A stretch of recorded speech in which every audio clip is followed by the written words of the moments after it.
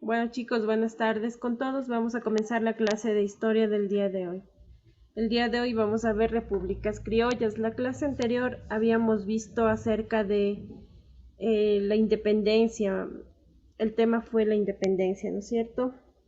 Entonces en esta ocasión vamos a ver el siguiente tema, que son repúblicas criollas. Nos dice: los proyectos nacionales criollos impusieron su estructura de oligarquía terrateniente como continuidad de las estructuras coloniales.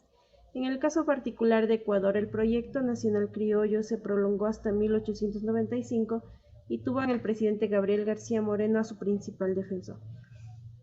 Eh, Tomando en cuenta que criollos, ya sabíamos los que eran los criollos, ¿no es cierto? Eran aquellas personas aquellos españoles que nacieron en América, que tenían el poder económico, pero no el poder político, y eso fue una causa para la independencia del Ecuador, ¿no es cierto? Aquí nos dice que una vez que nos independizamos y pasamos a formar repúblicas, eh, se mantuvo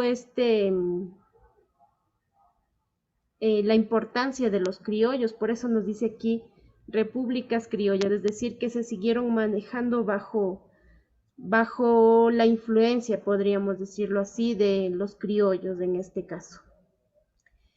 ¿En qué consistía esta influencia de los criollos? Como aquí nos dice, se impuso la estructura de oligarquía terrateniente, es decir, que nos mantuvimos bajo esta forma, ¿no?, de la economía. Seguimos siendo terratenientes, es decir, la tierra siguió siendo de importancia para la economía, ¿no? Y esto se mantuvo, mire, hasta qué periodo todavía se prolongó hasta el 95. ¿Y en qué año tuvimos nuestra independencia? En el 30, ¿no es cierto? Como todos sabemos. Vamos al siguiente, nos dice características del proyecto nacional criollo.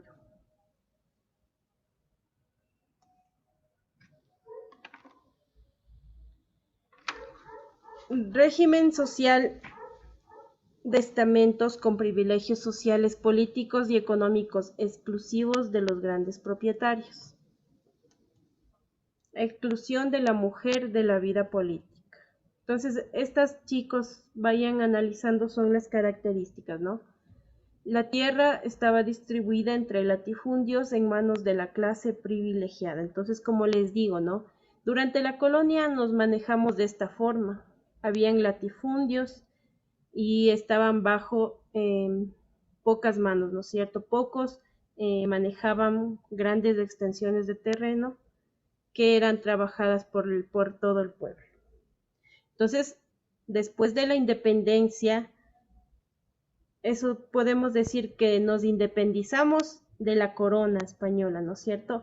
Pero seguimos bajo este mismo modo de trabajo, mire, de explotación, ¿sí?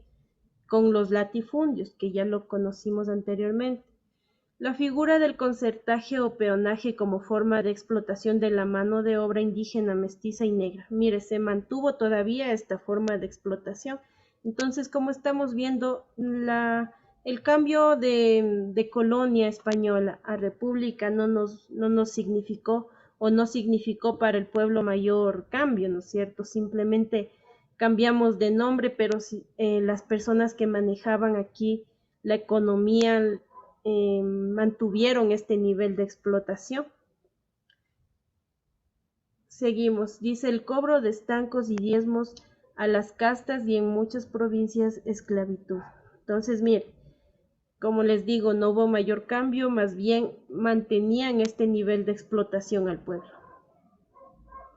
Conservadurismo económico, proteccionismo que limitaba el comercio internacional.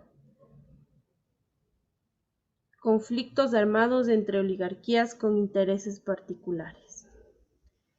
Entonces, como ustedes pueden ver, chicos, mantenían la misma forma de explotación, ¿no es cierto? Vamos a ver el siguiente tema, nos dice la migración de los siglos XIX y XX. Durante la primera mitad del siglo XIX, Latinoamérica recibió algunos inmigrantes, Su número no fue significativo. Estos empezaron a llegar de forma masiva en la década de los 70 y 80, atraídos por la posibilidad de conseguir empleo y salarios más elevados que en sus países de origen, ya que en el siglo XX las guerras llevaron a los europeos a buscar estabilidad en otras latitudes. Entonces, chicos, como ustedes saben, en ese entonces se produjo unas dos grandes guerras, ¿no es cierto?, que acabó con la economía de las potencias que en ese entonces ya habían alcanzado un nivel económico alto. Entonces, ¿eso qué provoca? Que toda la población salga a buscar mejores ingresos, ¿no es cierto?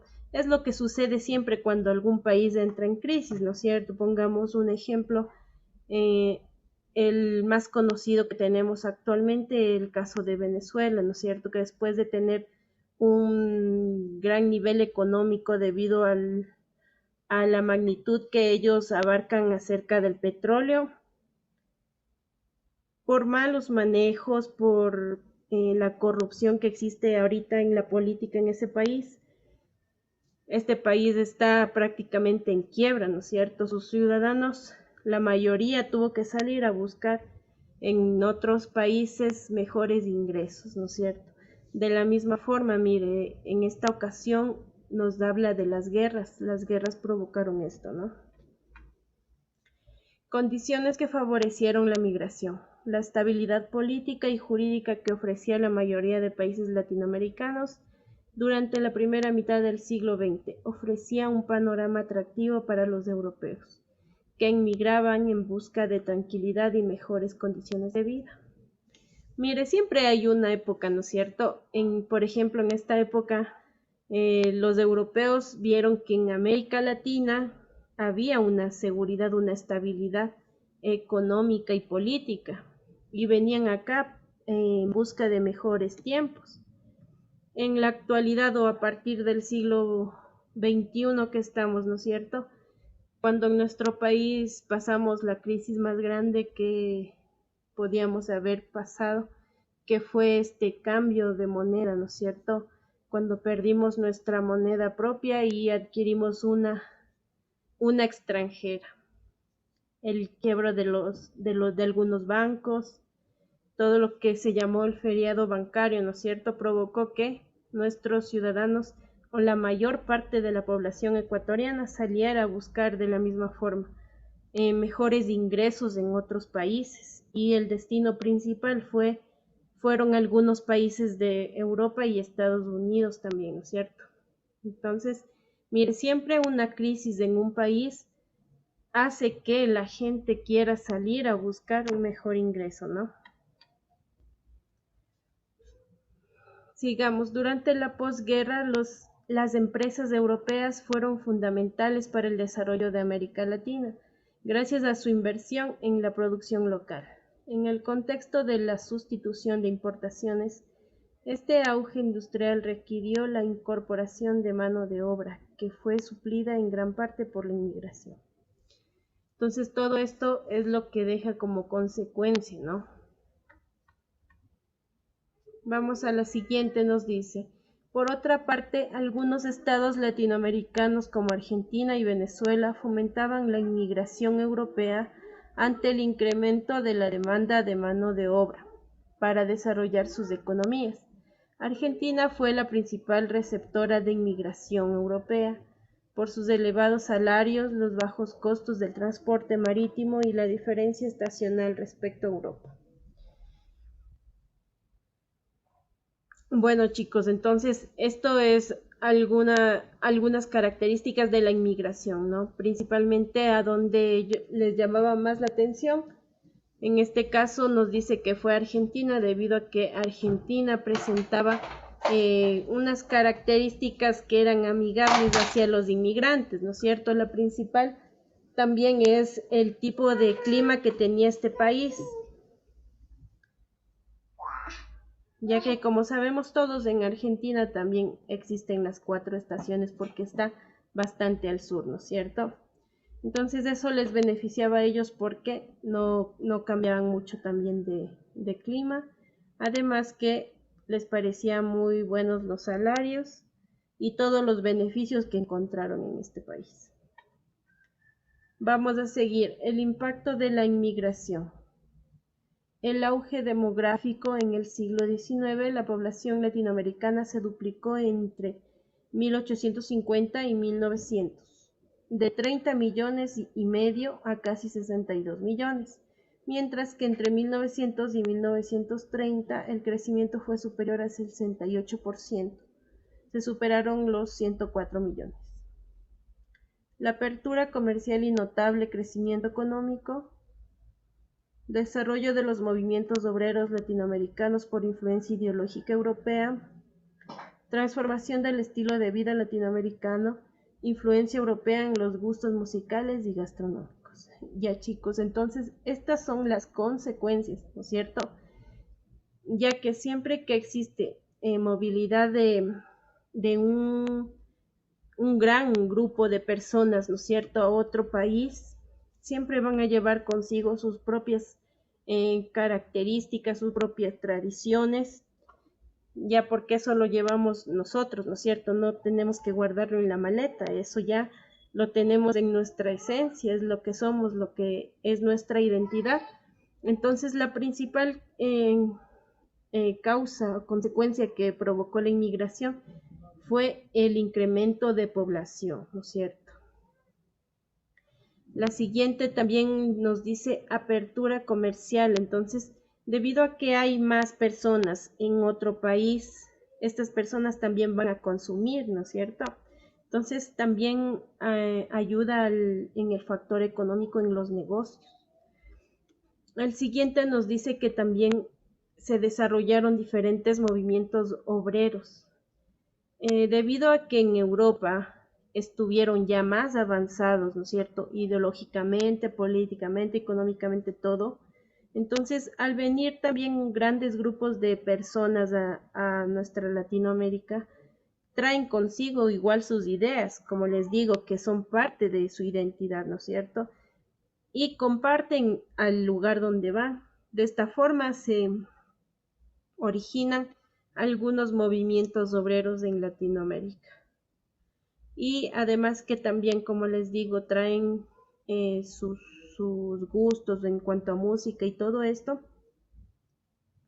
en cuanto a comida también, y todo se fusiona en el lugar donde van, ¿no es cierto? Porque claro que ellos llevan su propia forma de ser, pero tienen que adaptarla a las condiciones en las que van a estar en el otro país, porque no es lo mismo, ¿no es cierto?, estar en su propio país que en el otro. Entonces, adaptan y al adaptar existe ya esta mezcla, ¿no es cierto? Y forman uno nuevo y llevan estos gustos musicales, su propia comida y la comparten también en el lugar donde van a desarrollar su nueva vida. Vamos al siguiente, nos dice el reto de las migraciones. La inmigración no es una cuestión que afecta solamente a unos pocos, sino que se trata de un proceso cuyos efectos se irradian hacia el conjunto de los países, lo mismo que sucede con las consecuencias de la globalización. Chicos, bueno, entonces aquí nos dice, ¿no?, que la migración no afecta solamente a un grupito de personas o a un solo país. Las migraciones existen a nivel mundial, ¿no es cierto? Y generalmente, bueno, se da, como les había dicho o mencionado antes, en algún país o nación donde se está desarrollando alguna crisis económica, política, pero en su mayor parte son crisis económicas, ¿no? Entonces, esto se puede dar en cualquier lugar del mundo, en cualquier parte de la población, y con el caso de Venezuela vemos que nadie estamos exentos de una situación como esa, ¿no es cierto? Incluso el país que se muestre más sólido económicamente puede tener este decaimiento económico y la población puede verse en esta necesidad de salir de su propia patria y buscar nuevos ingresos, ¿no? Perdón, chicos.